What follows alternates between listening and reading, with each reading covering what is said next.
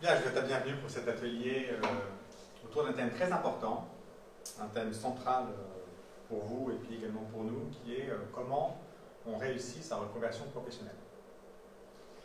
Cet atelier, je l'ai construit par rapport à l'expérience, c'est pas de la théorie, c'est pas ce qu'on peut apprendre à gauche ou à droite, c'est vraiment lié à ces 20 ans passés, d'avoir accompagné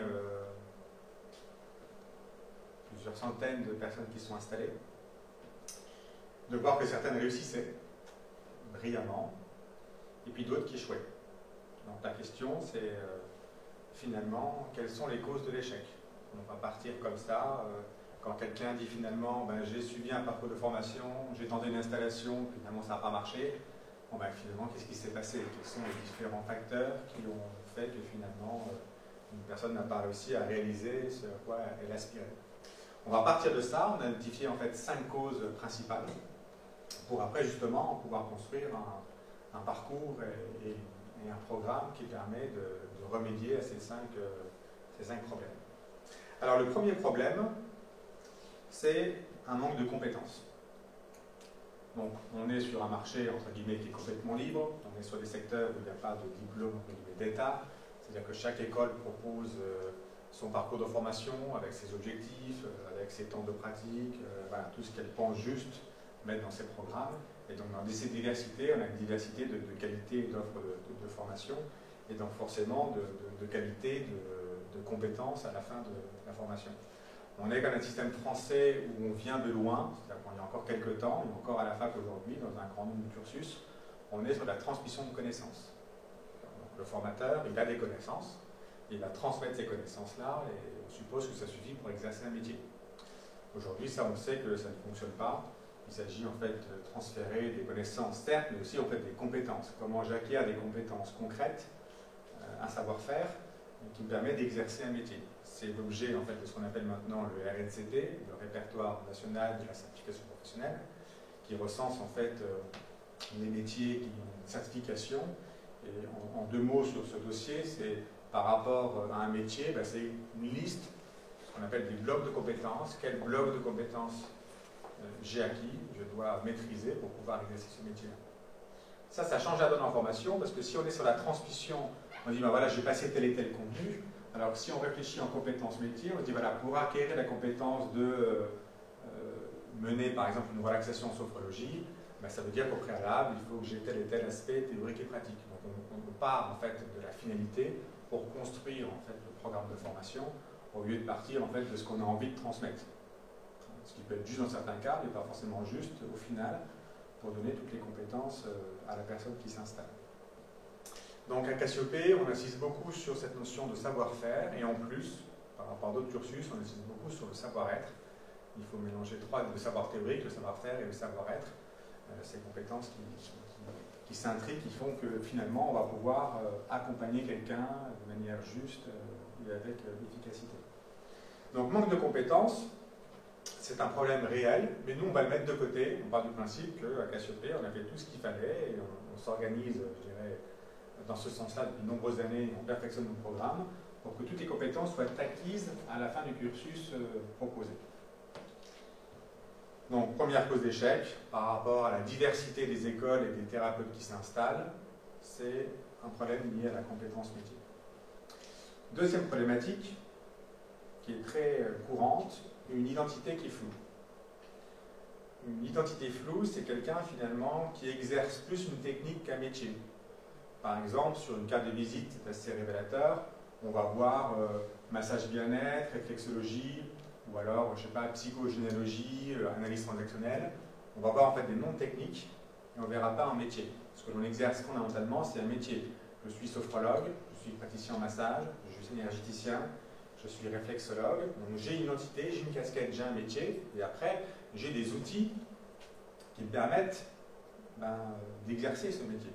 De ne pas confondre le métier de l'outil. Et quand j'ai une diversité de techniques, imaginons quelqu'un qui est suivi à la fois le cursus en sophrologie et en relation d'aide, la question se pose finalement, quelle va être l'appellation, quel va être mon métier? Est-ce que je vais marquer sophrologue et praticien en relation d'aide? Est-ce que je vais marquer praticien en relation d'aide et sophrologue? Est-ce que je vais, par exemple, ne pas faire apparaître la sophrologie parce que pour moi c'est un outil au service de la relation d'aide et mon métier fondamentalement, ce que je porte en moi, c'est praticien en relation d'aide, ou inversement, sophrologue et la relation d'aide va être des techniques qui vont venir soutenir en fait l'exercice de ce métier-là. Donc il n'y a pas de réponse théorique, il y a une réponse individuelle qui correspond en fait à votre identité, à qui vous êtes et qui vous avez envie d'aider. Et c'est là où il est très important d'insister. Il faut partir en fait de la question qui j'ai envie d'aider. La plupart des thérapeutes en fait ne se la posent pas. Tout de suite, ils vont se brancher en fait sur une technique. Parfois, on reçoit des personnes qui nous posent la question, mais qu'est-ce qui marche en ce moment? On leur dit, mais attendez, c'est pas forcément la meilleure question qu'on peut se poser, parce que même si la sophrologie, le coaching, l'art-thérapie, bon, il y a plein de techniques qui sont effectivement en vogue, pourrait-on dire, c'est pas parce que c'est en vogue que je vais correspondre finalement à ce profil et que je vais être bon en fait dans l'exercice de ce métier. Donc la question, c'est finalement qui suis-je et qui j'ai envie d'aider. À travers qui j'ai envie d'aider, je vais mieux comprendre en fait qui suis-je. Et à partir de ce moment-là, je peux arriver à déterminer quelle technique, quel cursus métier va rentrer en fait dans mon cursus de formation par rapport à cet objectif-là. Donc on est d'abord sur, non pas qu'est-ce que demande le marché, on est plutôt sur une quête d'introspection et dire finalement, qu'est-ce que j'ai envie de faire dans cette activité-là? Est-ce que je veux faire que de l'individuel? Est-ce que j'ai envie de faire du groupe? Est-ce que je veux faire un mixte? Est-ce que je veux travailler avec des enfants, parce que ça me passionne, des ados, parce qu'il y a beaucoup de demandes et peu de thérapeutes y répondent? Est-ce que j'ai envie de travailler avec des personnes âgées? Est-ce que j'ai envie de travailler au sein d'EHPAD, d'écoles? Est-ce que j'ai envie de travailler dans des entreprises? Ou est-ce que je veux vraiment sortir du monde d'entreprise parce que vraiment j'en ai marre et que je veux rentrer dans une relation vraie, intense avec quelqu'un d'individuel? Qu'est-ce que j'ai envie de faire fondamentalement? Qui j'ai envie d'aider? Dans quel secteur? Etc. Donc c'est d'abord ces questions-là. Et donc très souvent, une des causes d'échec, c'est qu'on suit une formation, on ne sait pas bien, on n'a pas bien fait la phase d'introspection, et on arrive donc à une identité qui est floue, qui se manifeste par une carte de visite qui est floue, un flyer qui est flou, et un site internet qui est flou, avec des copier-coller à gauche, à droite, qu'on va reprendre, par exemple définition de la sophrologie, définition de la relation d'aide, mais on ne va jamais en fait transcrire ce que l'on est nous réellement. Et ça c'est très important dans le métier, quelque part, entre guillemets, le produit c'est nous. Et donc ça veut dire qu'au-delà de la sophrologie, au-delà de l'énergétique, au-delà du massage, la personne va venir vous voir parce que peut-être elle a entendu parler de vous, par quelqu'un qui a la confiance, mais après en fait il faut que ça colle, il faut qu'il y ait une relation qui s'installe. Et donc on est sur un domaine où la personnalité du thérapeute est vraiment très importante, aussi importante que la technique en elle-même. Donc, acquisition de compétences techniques, théoriques, savoir-faire, savoir-être, ça c'est l'objet de la formation. Et après, introspection, et puis vraiment savoir là où en fait je vais être bon, là où je vais pouvoir donner le meilleur de moi-même. Donc avoir une identité qui est claire, ça c'est le second point. J'insiste, mais vous allez devoir y réfléchir parce qu'on passe souvent sur ce point-là. C'est-à-dire que souvent on dit, voilà, je m'appelle sophrologue, mais on ne s'est pas vraiment posé la question si on allait mettre praticien en sophrologie ou une autre appellation. Le troisième écueil des thérapeutes qui s'installent et qui ne réussissent pas, c'est souvent dans l'ordre de la communication. Je suis compétent, j'ai fait un bon cursus, j'ai bien travaillé, j'ai obtenu mon certificat, j'ai une première expérience avec des personnes avec qui j'ai pratiqué dans mon entourage. Voilà, donc j'ai une identité, j'ai une confiance qui est présente. J'ai fait une bonne réflexion, donc du coup une bonne communication avec des cartes de visite, un site internet, avec quelque chose qui ressemble vraiment à ce que je suis. Donc j'ai fait tout ce qu'il fallait, mais je n'ai pas fait de prospection. Alors prospection, ça y est, le mot est lâché, ça peut faire peur, ça peut faire marketing. Il n'empêche que c'est de la prospection, pas dans le sens de démarcher quelqu'un pour vendre quelque chose, mais ce qui est important, c'est d'aller rencontrer en fait, des professionnels qui exercent, c'est-à-dire des professionnels de santé, des médecins, des pharmaciens, des kinés, des sages-femmes, des professionnels dans nos métiers, sophrologues, énergéticiens, praticiens en massage, tout type de professionnel, simplement pour rentrer, pour intégrer en fait un réseau. Ça, c'est la clé principale. Faire un bon flyer, le mettre, je sais pas, au magasin bio du coin, mettre une petite annonce ailleurs et espérer que ça suffise pour que le bouchard y prenne, en fait, est une illusion. Dans un cas sur 50 ou sur 100, ça peut marcher. Ça m'est arrivé d'avoir le retour que quelqu'un n'ait pas fait de prospection, n'ait pas été rencontré les professionnels, simplement fait un tout petit peu de communication et puis il fait que ça fonctionne. Mais ça fonctionne sur une petite minorité. C'est-à-dire que, fondamentalement, si je veux avoir un retour et intégrer un réseau, il faut que je démarche en moyenne 100 professionnels. Vous allez me dire, ça fait beaucoup. 100, c'est pas possible. Petit à petit, allez voir toutes les personnes qui exercent dans la zone où vous comptez vous installer, et puis vous présentez. Voilà, vous présentez dans l'idée, je suis là, je me présente, et ensemble on peut travailler au service en fait, des personnes qui en ont besoin. Hein, c'est pas, s'il vous plaît, je viens de m'installer, je n'aurai plus bientôt d'indemnité, j'ai besoin de me nourrir, de manger, envoyez-moi du monde. Hein, donc on n'est pas dans une relation de dépendance. On est dans j'apporte quelque chose en complémentarité avec ce que vous apportez pour la personne qui en a besoin. On est sur quelque chose qui est positif. On n'est pas dans une relation ni d'infériorité ni de supériorité par exemple, par rapport au médecin. On est sur un métier différent. On n'est pas professionnel de santé, on est dans la thérapie du bien-être, mais on peut, à travers différentes techniques, apporter un accompagnement physique ou psychologique qui va venir en complément, en soutien en fait, de ce que proposait le système médical. Donc on est là, dans cette attitude-là. J'insiste un peu là-dessus parce que l'attitude mentale est importante quand on va rencontrer quelqu'un. Donc sur 100 personnes que vous allez rencontrer, qu'est-ce qui va rester? Eh bien, pas grand-chose. C'est comme quand une entreprise fait un mailing, que ce soit en courrier ou par emailing, ben derrière on a un taux d'ouverture de l'enveloppe ou du mail, un taux de réponse qui va être assez faible pour plein de raisons, et plein de bonnes raisons. Sur les 100 professionnels, certains travaillent déjà avec des sophrologues, des diététiciens, des praticiens en massage ou autres, donc ils n'ont pas forcément, je dirais, envie d'élargir le panel de personnes qui le recommandent, parce qu'ils ont déjà confiance en ces personnes qui le recommandent. Peut-être que d'autres sont fermés à certaines approches, donc elles ne vont pas forcément fonctionner avec vous. Peut-être qu'au niveau relationnel, le courant n'est pas passé, parce qu'on est avant tout sur de l'humain. Donc, on observe que sur 100 personnes, on arrive derrière à générer environ 2, 3, 4 contacts clés avec qui ça va fonctionner. D'accord ? Et ça suffit.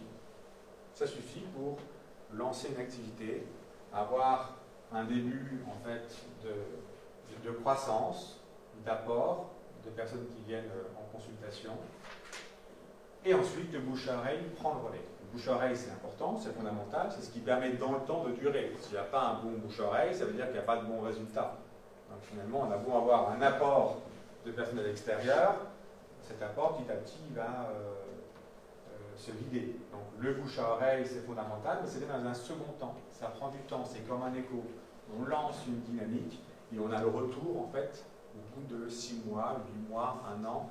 Le bouche à oreille, c'est pas simplement en 2-3 mois qu'il faut l'espérer au niveau du retour. Donc sur la construction, je dirais, d'une courbe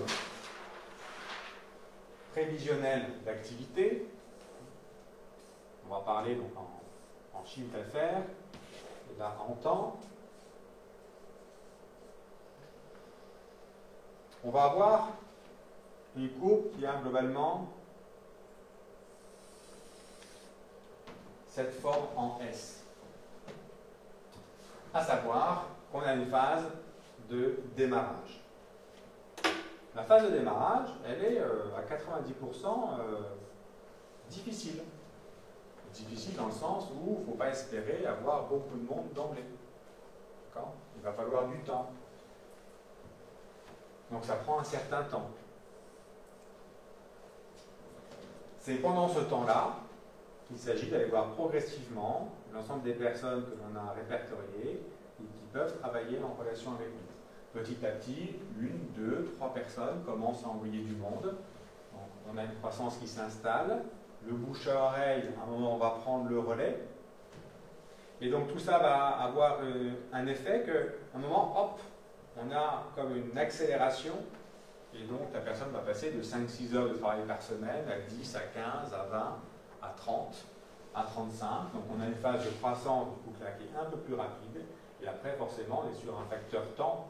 On peut consulter 30, 35, 40, voire peut-être 45 à terme pour certaines personnes.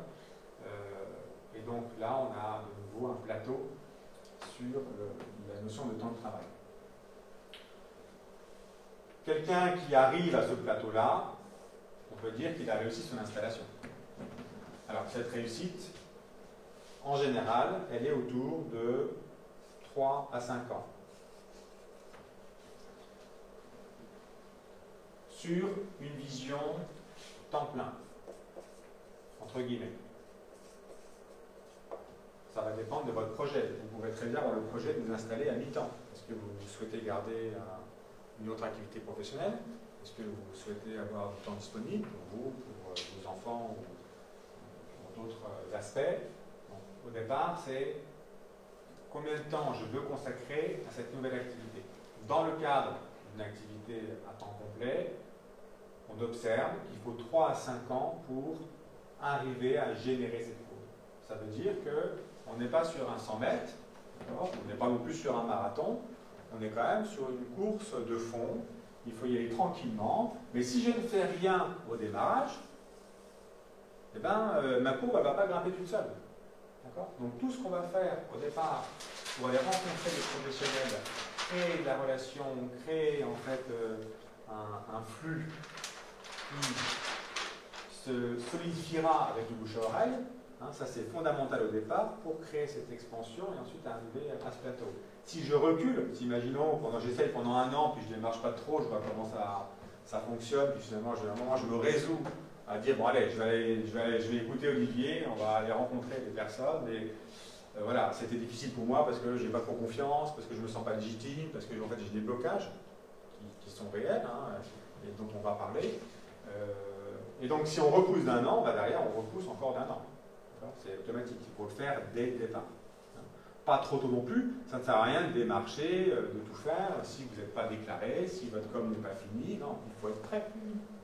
Vous êtes déclaré au niveau administratif, votre site internet il est en ligne, enfin, vous avez vos cartes de visite, vos flyers, vous avez un plan d'action, vous pouvez faire une conférence, quelque chose qui permet de créer en fait de l'activité, de générer en fait du bouche à oreille, voilà, dès l'instant que vous êtes prêt. Avant, ça ne sert à rien, c'est contre-productif. Donc 3 à 5 ans. Ça veut dire qu'une démarche de reconversion, hein, c'est le thème de notre atelier, c'est en général environ 2 à 3 ans pour se former. On forme un métier sur 2 ans, certains métiers c'est possible sur 1 an, art-thérapie, sophrologie, massage par exemple, avec les formations complémentaires, le temps que ça prend de finaliser, on est plutôt sur 2-3 ans de formation. Donc j'ai environ 2-3 ans de formation pour être compétent, ça c'est le premier thème. J'ai 3 à 5 ans pour développer, ça veut dire que je suis sur une moyenne d'environ, disons 7 ans. 5-7 ans, du moment où je décide de rentrer en formation au moment où j'en vis pleinement. Parce que l'objectif, c'est de générer un revenu et d'en vivre. Donc tout ça se programme assez facilement, hein, et ça va être le prochain écueil. En fait, les thérapeutes qui ne réussissent pas, c'est qu'ils y vont comme ça, comme un bateau, sans prendre connaissance de la météo, des courants. On verra bien comment ça se passe. Donc, je me suis formé, je me fais une carte de visite, un flyer. Je ne vais pas forcément démarcher ou je vais démarcher un petit peu, mais surtout d'ailleurs, je ne fais pas de prévisionnel. 4e écueil, absence de prévisionnel. Oui, parce que faire un prévisionnel, c'est pas possible. On ne peut pas savoir combien on aura de personnes qui viennent le premier mois, le deuxième mois, combien je vais générer de chiffres, qu'est-ce que j'aurai comme charge, combien je vais gagner la première année, la deuxième, est-ce que c'est cohérent par rapport à mes besoins au quotidien. En général, quand on veut devenir thérapeute, dans un grand nombre de cas, c'est aussi fuir un peu l'entreprise, son mode de fonctionnement, les chiffres, les reportings, etc. Si c'est votre cas, je vous annonce clairement que, au moins au début, il faut garder certains aspects. Déjà, mentalement, psychologiquement, le fait d'avoir un objectif fait que notre inconscient se focalise dessus. Donc, avoir un objectif qui soit clair. Par exemple, dire, le premier mois, mon objectif, c'est 10 personnes, 10 séances. Ou 5, ou 15, ou 20, peu importe votre chiffre. L'important, c'est qu'il soit réaliste, premier point. Et deuxième point, c'est le fait de focaliser son esprit dessus, fait que on a beaucoup plus de chances de l'atteindre, cet objectif. Alors, comment on fait en fait ce prévisionnel? Je pense que sur 100 thérapeutes qui s'installent, il n'y en a peut-être que 2 à 3 qui font un prévisionnel. Et si tout le monde faisait un prévisionnel, ces personnes se rendraient compte, en fait, premier point assez clair, c'est combien de temps il faut que je garde un travail en parallèle pour subvenir à mes besoins, le temps que ma nouvelle activité génère suffisamment de chiffres et donc de revenus pour que je puisse à un moment passer complètement sur l'activité de thérapeute. Si j'ai un prévisionnel, je peux estimer que je suis à 2 ans, à 3 ans, 6 mois après, on a une idée. Alors comment on fait? Je vous donne une petite mythologie très simple. L'idée, c'est de dire, le premier mois, on est très pessimiste. Parce qu'on a tous un tempérament, soit optimiste, soit pessimiste. L'idée d'un prévisionnel, c'est de niveler en fait ce tempérament. Donc si je suis naturellement optimiste, je me mets pessimiste et je me dis voilà, je vais me lancer, mais ça ne va pas forcément bien se passer.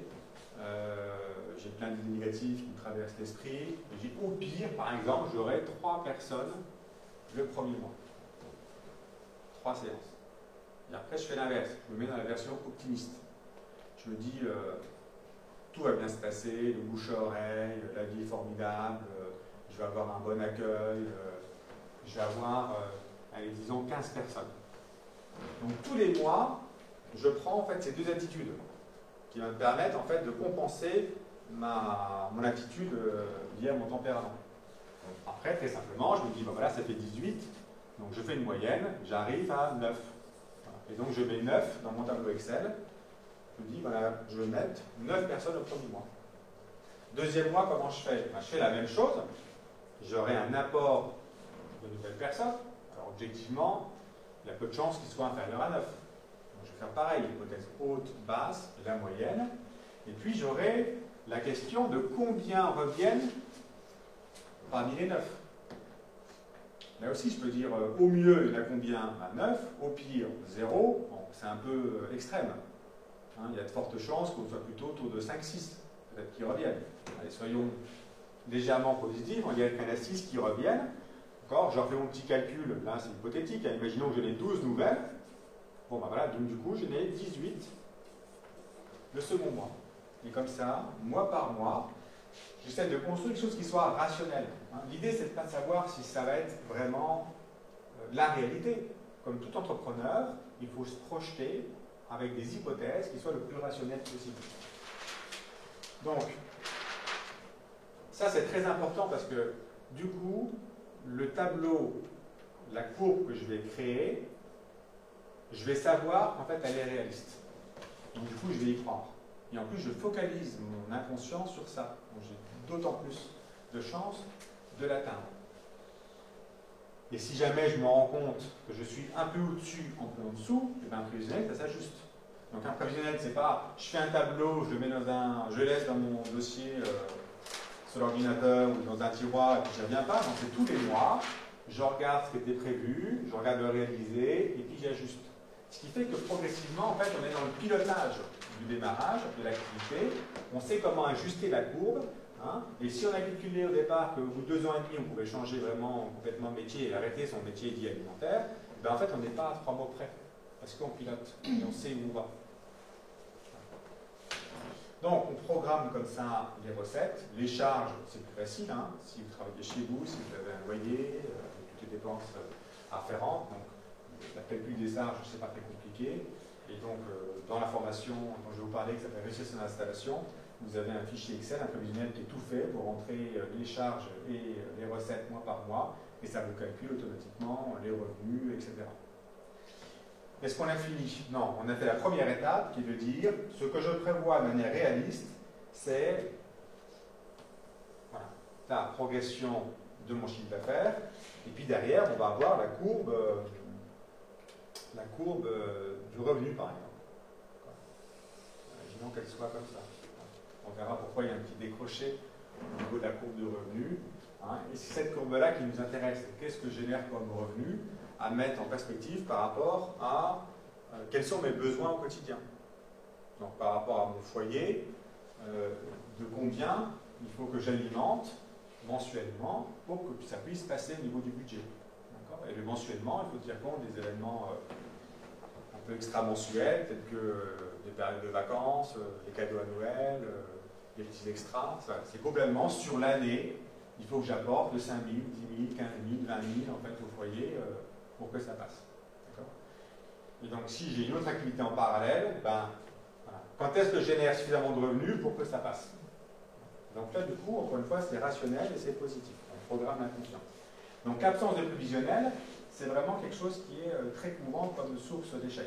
Hein, j'ai rencontré plusieurs personnes qui, malheureusement, dans des caricatures classiques, c'est je suis au Pôle emploi, j'ai des annuités, il faut que je me forme, que je m'installe et que je gagne ma vie. Enfin, objectivement, c'est pas possible. On ne peut pas en 2 ans et se former et démarrer une activité qui fasse qu'à un moment, on arrive à générer un revenu. On est comme sur une moyenne de 5 à 7 ans, comme on l'a vu. Ça veut dire qu'il faut accepter de retrouver un travail pendant un certain temps, même s'il est alimentaire et qu'il ne vous convienne pas parfaitement par rapport à vos valeurs ou ce que vous avez envie de faire, mais voilà, c'est juste transitoire, et quand on sait que c'est transitoire, c'est beaucoup plus acceptable. On sait que là, voilà, j'ai 2 ans, 3 ans, où je garde un 3/4 temps, ou un mi-temps, ou petit à petit un 2/5, on arrive à diminuer le temps du métier alimentaire pour gagner en temps par rapport au métier de thérapeute. Et donc, du coup, on vit bien cette transition, elle est programmée, elle est précise, et ça se passe très bien.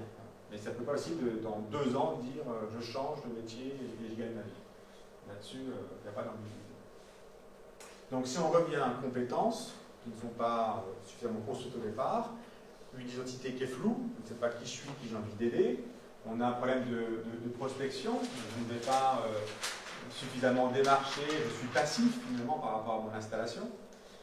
4e écueil, on vient de le voir, c'est la notion directe qui suit, je ne fais pas de prévisionnel.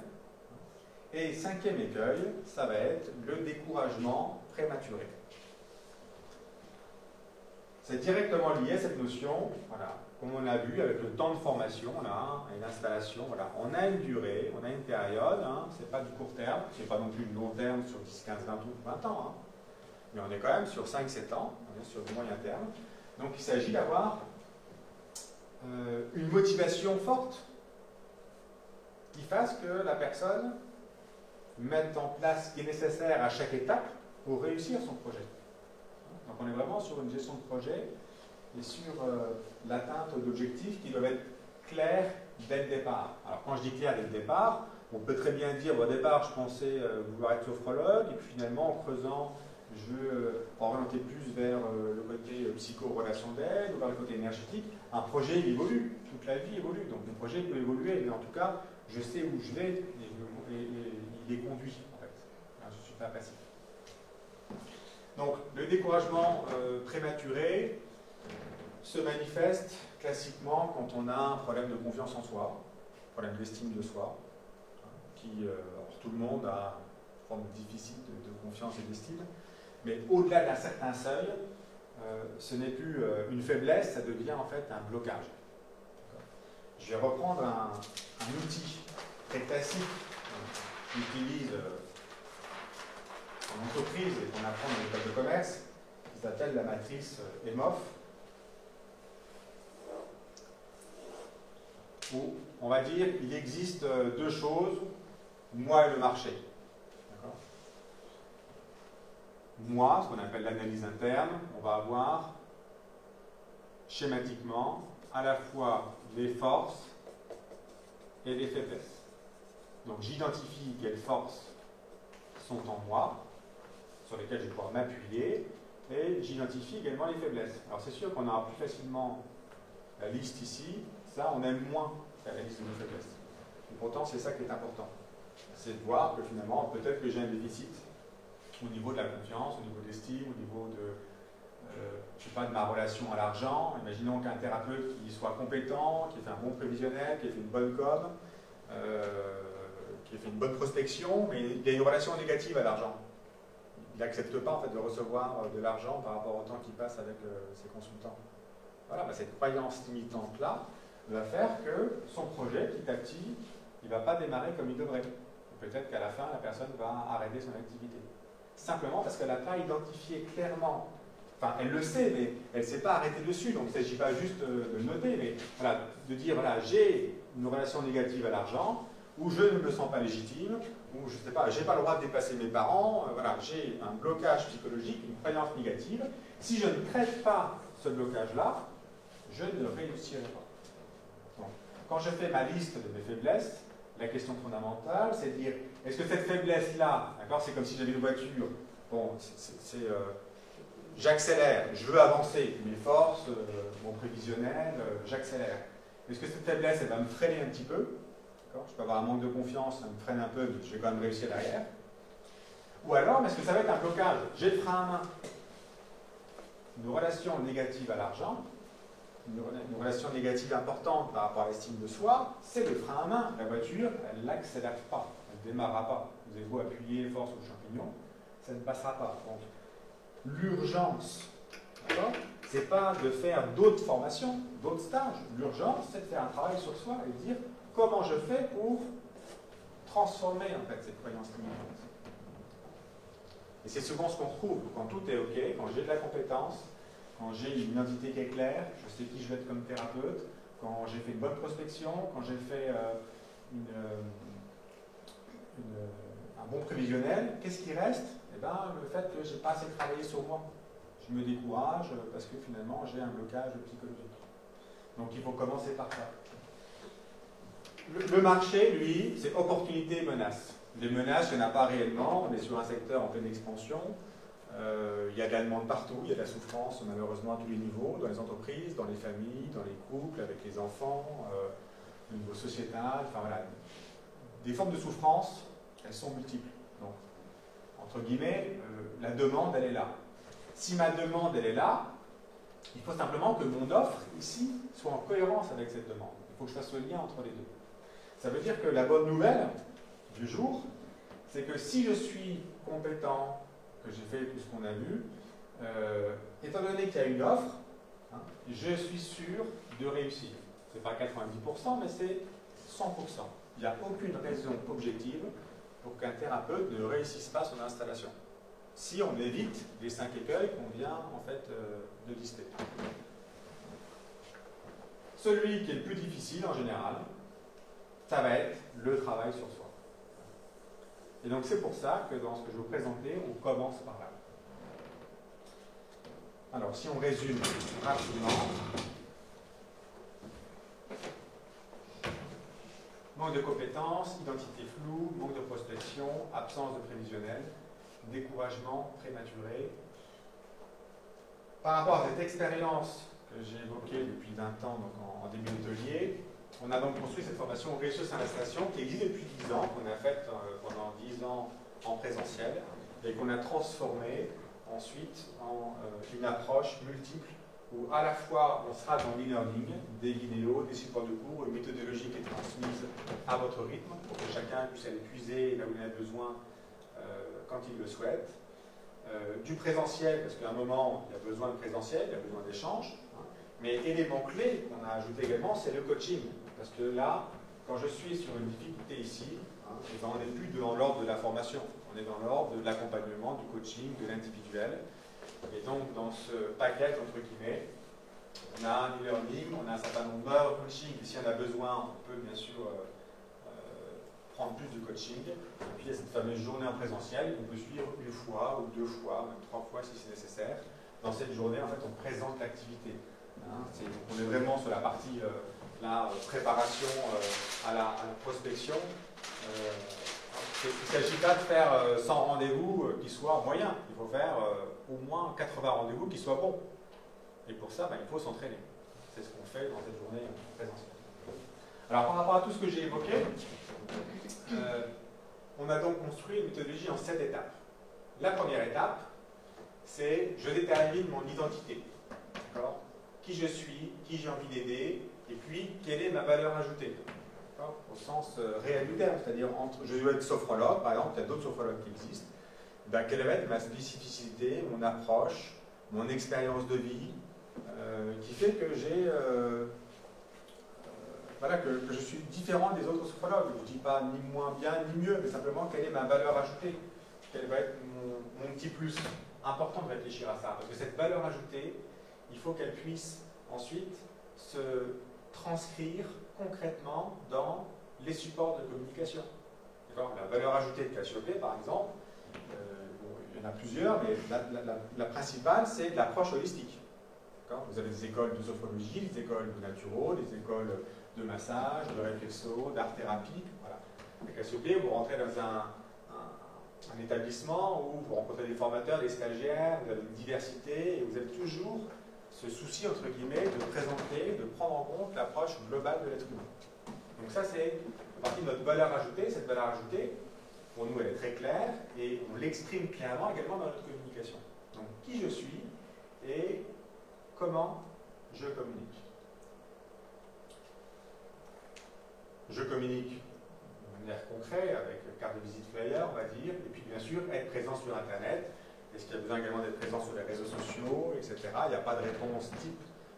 Il y a des réponses qui sont individuelles par rapport à chaque projet.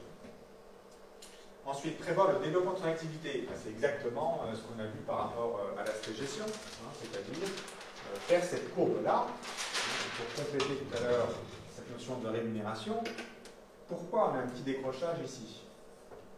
Eh bien, tout simplement parce que là, maintenant, pour une fois qu'on a un cadre simple en France, il faut le dire, le système de la micro-entreprise ou de l'auto-entreprise est vraiment très simple. Donc, on a une exonération de la TVA qui va jusqu'à 32 000 €. Donc là, imaginons que je suis à 32 000 €, 32, 33, ça augmente chaque année. On revalorise ce seuil. Donc, je n'ai pas de TVA, donc c'est 20%. Donc, ça veut dire que, pour faire simple, si la séance est à 50 €, en fait, la réalité, c'est qu'il y a 40 € pour le thérapeute, 10 € pour l'État. Alors après, si le thérapeute il a des charges, bien sûr qu'il aura la TVA déductible. Mais le chèque ou le billet de 50, c'est un trompe-l'œil. En fait, c'est 40. Donc ça, c'est jusqu'à 32, en fait, on a 50. On a 50. Et si on ne fait pas attention, quand on dépasse 32, on n'a plus que 40. Donc forcément, on ne perd pas 20% parce qu'on récupère un petit peu de TVA, mais on perd en général 15%. Donc ça veut dire que là, on a une baisse de rémunération. D'accord ? Donc quand je dépasse le seuil, et si je suis à 36 000 €, je ne paye pas 20% sur les 4 000 € en plus. Non, je paye 20% sur les 36 000. Donc le moment où je passe le seuil, c'est important. Et donc, ce que je disais tout à l'heure, c'est le projet. Mon projet, c'est quoi? Mon projet, c'est de faire un mi-temps, c'est de faire un temps plein. Il faut savoir. Alors, en quelques mots rapidement, en quelques secondes, 32 000, en fait, ça ne veut rien dire. Ça ne veut rien dire parce qu'il faut le rapporter à un nombre de séances. Si je suis, par exemple, sur une hypothèse de 50 € de l'heure en termes de séances, et que je travaille, on va dire, 47 semaines, quand je prends les semaines de congé, ça veut dire que 32 000 €, c'est environ 14 heures de travail par semaine sur l'année. Donc là, du coup, c'est plus concret. Ça veut dire qu'en gros, à 2 jours pleins, je suis dans le seuil de l'exonération. Si je dépasse 2 jours, je suis plus exonéré. Alors, si je suis à 50 €, etc. Alors après que c'est 14 heures, que je les fasse sur 2 jours, que je les fasse la matinée ou l'après-midi, c'est comme vous voulez. C'est un volume global. Mais ça veut dire que si je veux faire un mi-temps, il faut se poser la question. Mi-temps, on est sur 2 jours et demi. Est-ce qu'il ne faut pas mieux rester sous le seuil? Est-ce que je dépasse? Voyez, et c'est là où le provisionnel apporte aussi une clarification et peut aider par rapport au projet. Si mon projet c'est d'être à temps plein, plus vite je dépasse le seuil, je sais. Tant mieux si je paye de la TVA, si mon objectif est là. Parce que je n'ai pas le choix. Il n'y a aucun système qui permet de dire finalement je ne paierai pas la TVA. Donc ça, il faut l'anticiper. Voilà, c'est-à-dire que si vous êtes à temps plein, lundi, mardi, vous êtes exo, puis le mercredi matin, vous travaillez pour payer la TVA. Et si vous faites la grasse matinée le mercredi matin, c'est le mercredi après-midi que vous la payez. Vous ne pouvez pas y échapper. Donc, on a ce petit décrochage, puis après, forcément, après, ça reprend. Hein. Donc, on a quand même là, voilà, on va dire qu'on fasse 32, de mémoire, qu'on fasse 32 ou 36 000, c'est la même rémunération, en fait. Hein. Sauf qu'on a travaillé quand même X heures en plus pour arriver au même résultat, parce que du coup, on est sorti du système économique. Donc ça sert aussi à ça. Hein. Le tableau de gestion, c'est concrètement à quel moment je passe sur une activité à temps plein, est-ce que mon budget il tient la route, quand est-ce que j'aurai ce passage d'exo à payer la TVA, etc. Ça c'est la 4e étape. Ensuite, la 5e, se lancer. Bon, ça concrètement, comment on se déclare, quel organisme, quels sont les points de vigilance, etc. Comment on développe son réseau, on en a parlé, comment aller rencontrer des professionnels, comment créer de l'activité, conférences ou autres. Et puis, enfin, piloter son activité. On en a parlé tout à l'heure, on a fait le prévisionnel très bien, mais ensuite il faut le reprendre, et puis ajuster mois par mois, trimestre, tous les 6 mois, tous les ans. Au bout de 5-6 ans, quand on est ce qu'on appelle en vitesse de croisière, du coup on oublie le prévisionnel. C'est juste pour le démarrage de l'activité. Après, de toute façon, on est sur un plateau, on a une forme de reconnaissance, de bouche à oreille, une notoriété qui s'installe, voilà, c'est acquis. Voilà les 7 étapes de la formation. Hein, c'est important de les suivre dans l'ordre. Donc dans la formation, on demande vraiment que soit d'abord validée l'identité, avant de passer par exemple au support de communication. Ça ne sert à rien de d'emblée penser à un logo, penser à un métier, si au départ je n'ai pas fait le travail d'introspection fondamental qui consiste à dire finalement moi qui suis, voilà, moi qui suis, quelles sont mes forces, mes atouts, mes expériences, et puis quelles sont aussi mes faiblesses, mes points de blocage qu'il faut que je travaille, à qui j'ai envie d'aider. Donc d'abord l'introspection, d'abord le travail sur soi, et seulement après on décline la communication, papier, internet, et après on rentre dans la gestion. On ne peut pas rentrer dans la gestion tant que ce n'est pas clair sur qui je suis et comment je communique, et à qui je travaille. Donc il y a un ordre très précis, gestion de projet, qui marche, et le retour qu'on a depuis maintenant plus de 10 ans, les personnes qui respectent ce processus, je dirais entre guillemets à la lettre, et qui vont jusqu'à après démarcher 50, 100 professionnels, et ben, réussissent facilement leur installation. Parce que la demande est là, pas besoin de la créer. Et si je suis compétent et que je respecte ce processus-là, ben j'évite les 5 écueils dont on a parlé. Voilà ce que je voulais vous transmettre au niveau des informations essentielles sur le parcours de reconversion. C'est un parcours, pour résumer, qui est assuré. Fondamentalement, ce n'est pas une démarche marketing de ma part, mais j'y crois, je l'observe, on est vraiment sur du 100%. Si vous suivez la démarche, si vous êtes compétent, il n'y a aucune raison objective à ce que vous n'y arrivez pas. Voilà. Si c'est le cas, c'est qu'à un moment donné, le thérapeute, il a loupé une étape. Alors après, c'est facile de dire que c'est l'extérieur, il y a déjà des sophrologues, il y a déjà... Alors, on a toujours tendance à trouver une excuse en fait, avec un phénomène extérieur plutôt que de se remettre en cause et dire bah, finalement là, ouais, j'ai déconné sur mon prévisionnel, j'ai pas assez réfléchi sur moi, voilà, on a du mal à faire ça. Et pourtant, c'est la réalité. Quand on creuse, les personnes qui sont venues me voir et qui ont dit voilà, là j'ai pas réussi, et quand on analyse concrètement, bah, on tombe toujours sur un des 5 écueils qu'on a listés. Voilà, bah, écoutez, si vous avez des questions-réponses, je vous donne rendez-vous pour le Zoom qui arrivera prochainement. Il nous ferait un plaisir d'y répondre. Voilà, merci de votre attention.